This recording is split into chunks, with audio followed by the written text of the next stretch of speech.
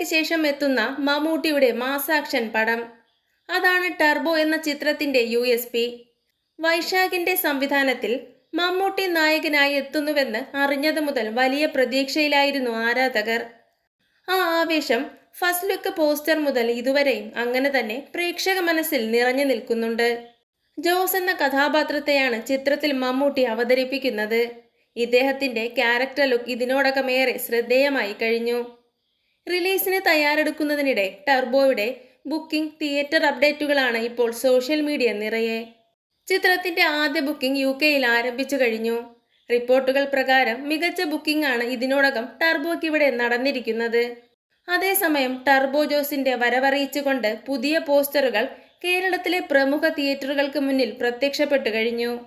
പോക്കിരി രാജ, മധുരരാജ തുടങ്ങിയ ഹിറ്റ് ചിത്രങ്ങൾക്ക് ശേഷം വൈശാഖും മമ്മൂട്ടിയും ഒന്നിക്കുന്ന ചിത്രമാണ് ടർബോ. മിഥുൻ മാനുവൽ തോമസ് ആണ് തിരക്കഥ.